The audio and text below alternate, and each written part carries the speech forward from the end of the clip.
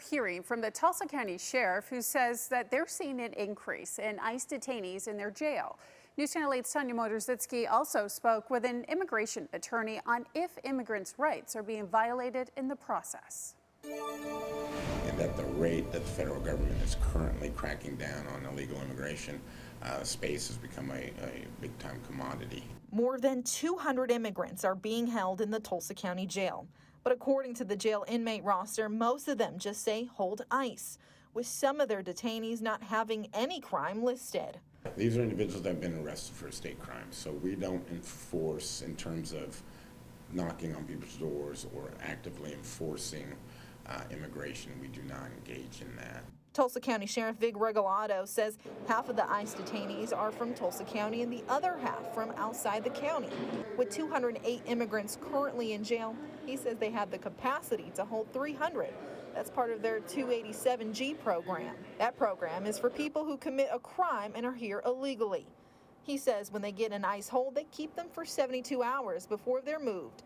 Immigration attorney Lorena Rivas says the problem she's seeing is people are being held in jails longer than 72 hours and not knowing what people's actual state crimes are. She says because detainees are moving around a lot with no communication, it's hard to know if rights are being violated. And unfortunately, the Immigration, Customs, and Enforcement isn't taking the time to explain to the public and attorneys about their strategies. I understand they have their own internal strategies of things, and I think creating this chaos is part of their strategy because it makes it a lot harder to properly represent somebody. Regalado says the detainees are people who are a threat to the community. These are individuals that are, when I say criminal, aren't traffic violators. These are individuals who have engaged in violent crimes, lewd molestation, human trafficking, drug trafficking. So these are individuals that no one wants in our community. According to TCSO, ICE pays them $75 a day per ICE hold detainee. Rivas says if a loved one is being held for ICE, they still have rights. If they have expressed fear of returning to their country, individuals have the right to ask for asylum.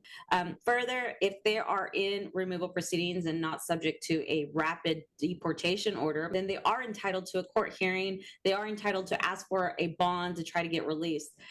Again, the difficulties is if somebody is being moved over, which court is over, has jurisdiction, which judge do you file motions? Tanya Motorzitsky, News Channel 8.